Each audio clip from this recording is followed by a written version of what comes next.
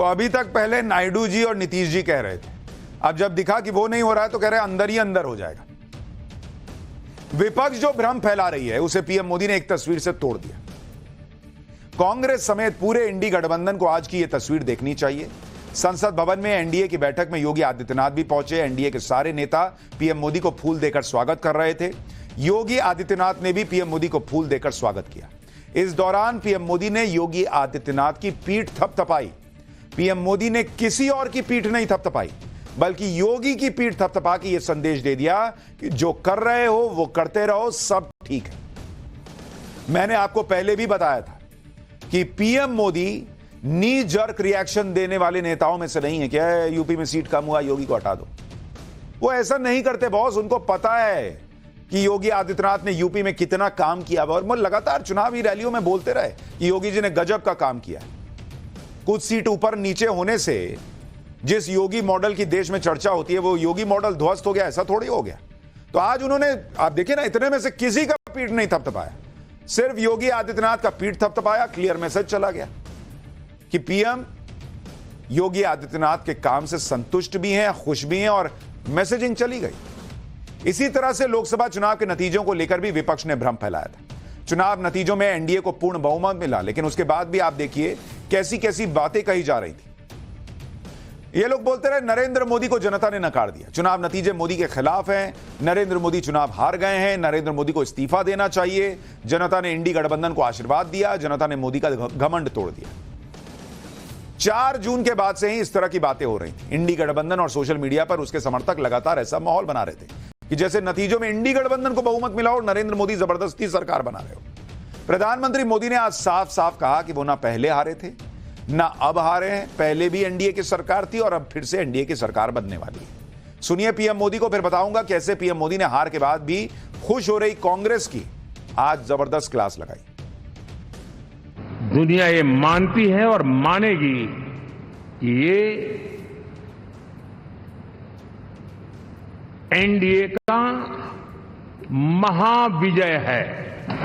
और आपने देखा 2 दिन कैसा चला, जैसे हम तो हार चुके हैं, गए, सब चारों तरफ यही दिखता था। लेकिन देशवासी जानते हैं कि न हम हारे थे न हम हारे हैं। अब किसी भी बालक को पूछो कि भाई लोकसभा के चुनाव के पहले सरकार किसकी थी, तो कहेगा एनडीए। 24 के नतीजों के बाद सरकार किसकी बनी, एनडीए। फिर हारे कहां से भाई? पहले भी एनडीए थी, आज भी एनडीए और कल भी एनडीए है। प्रधानमंत्री मोदी ने विपक्ष के सारे भ्रम तोड़ने के साथ साथ उसकी क्लास भी लगाई, भिगो भिगो के धोया। पीएम मोदी ने खास तौर पर कांग्रेस को चुनाव में उसके प्रदर्शन की याद दिलाई। पीएम ने कहा कि 10 साल बाद भी कांग्रेस 100 सीट नहीं जीत पाई। पाठशाला में मैंने आपको इसके बारे में कल बताया भी था। आज वही बात पीएम मोदी ने भी कह दी। पीएम मोदी ने कहा कि पिछले 3 चुनावों में कांग्रेस को उतनी सीटें भी नहीं आई जितनी बीजेपी को इस बार अकेले मिली। सुनिए पीएम को।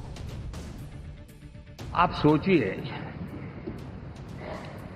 10 साल बाद भी कांग्रेस 100 के आंकड़े को नहीं छू पाई।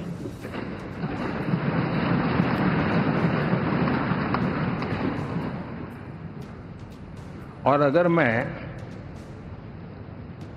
14, 19 और 24 3 चुनावों को जोड़ करके कहूं, कांग्रेस के 3 चुनाव जोड़ूं, तो इन 3 चुनावों में जितनी सीटें मिली है उससे ज्यादा हमें इस चुनाव में मिली है। प्रधानमंत्री नरेंद्र मोदी आज जब संसद के संविधान भवन में पहुंचे तो सबसे पहले संविधान की मूल प्रति को प्रणाम भी किया। पूरे चुनाव में कांग्रेस ने यह नैरेटिव फैलाया कि मोदी सरकार संविधान बदलने जा रही है, लेकिन संसद से जो तस्वीरें आई वो कांग्रेस के इस नैरेटिव को तोड़ने के लिए काफी है। पीएम मोदी ने संविधान को प्रणाम किया और संविधान की मूल प्रति को माथे से लगाया, उसे उसके आगे नतमस्तक हुए। पीएम मोदी की इस तस्वीर ने कांग्रेस का नैरेटिव खत्म किया। उसके बाद अब कांग्रेस के नेता कह रहे हैं कि राहुल गांधी के आरोप सही थे, इसलिए पीएम मोदी ने संविधान को प्रणाम करके अपनी गलती सुधार ली। सुनिए एक बार कांग्रेस के नेताओं को, फिर बताता हूं कि ये इसमें भी कहां गलती कर बैठे हैं। मोदी जी जाके जो मूल प्रति है उसके सामने नतमस्तक हुए, क्या संदेश देना चाहते थे वो कि विपक्ष जो नैरेटिव बनाने की कोशिश कर रहा है वो गलत है? वो गुप्त संदेश था जो राहुल जी को वो दे रहे थे कि राहुल जी आप ठीक थे, मेरे से गलती हो गई। मैंने कहा ना, 100 सीट पहुंच नहीं पा रहे। कई राज्यों में सुपड़ा साफ है, कुछ राज्यों में सीटें किसी के कंधे पर बैठकर आई हैं। जहां अपनी सरकार है वहां भी सीट नहीं जीत पाई है कांग्रेस, और बावजूद इसके माहौल वही है, महाराज की जय हो। राहुल जी ने अद्भुत कर दिया, राहुल जी ने यह कर दिया, राहुल जी की वजह से मोदी जी ने संविधान को प्रणाम कर लिया। इनका बस चले तो यह भी कह दे कि राहुल जी ने कह दिया था इसलिए मोदी जी सांस ले रहे हैं। भाई कांग्रेस कह रही है कि पीएम मोदी ने राहुल गांधी के आरोपों की वजह से संविधान को प्रणाम किया, लेकिन कांग्रेस 2014 और 2019 की तस्वीरें भूल गई क्या? 2019 की तस्वीर देखिए, जब नरेंद्र मोदी दूसरी बार प्रधानमंत्री बनने जा रहे थे तो एनडीए की बैठक इसी संविधान भवन में हुई थी, और उस समय भी पीएम मोदी संविधान के आगे नतमस्तक हुए थे। ये 2019 की तस्वीर दिखा रहा हूं। तब तो राहुल गांधी ने नहीं बोला था कि मोदी जो है वो संविधान खत्म करने वाले हैं। उस समय तो कांग्रेस ये नैरेटिव चला भी नहीं रही थी कि पीएम संविधान बदल देंगे। इसी तरह से साल 2014 की यह तस्वीर देखिए, पीएम मोदी पहली बार संसद भवन पहुंचे थे तो लोकतंत्र के मंदिर संसद भवन को साष्टांग प्रणाम किया था। ये तस्वीरें साफ कह रही हैं कि लोकतंत्र और संविधान में पीएम मोदी की अटूट आस्था है और वो आज भी बरकरार है। लेकिन बोलने के लिए ईवीएम गड़बड़, डीएम गड़बड़, आज तक 150 डीएम को अमित शाह ने फोन किया, उसका सबूत नहीं दे पाए लोग, नाम लिख के नहीं दिया कि इस डीएम को फोन गया था। और आज पीएम मोदी शायद विपक्ष के सारे नैरेटिव तोड़ने के मूड में थे। संविधान के अलावा पीएम मोदी ने ईवीएम पर भी विपक्ष को आड़े हाथों लिया। पीएम ने कहा कि जो लोग ईवीएम पर सवाल उठा रहे थे उन सभी को खुद ईवीएम ने चुप करा दिया। सुनिए एक बार। तो मैंने किसी को पूछा, यार ये तो ठीक है आंकड़े वांकड़े, तो मुझे ये बताओ कि ईवीएम जिंदा है कि मर गया?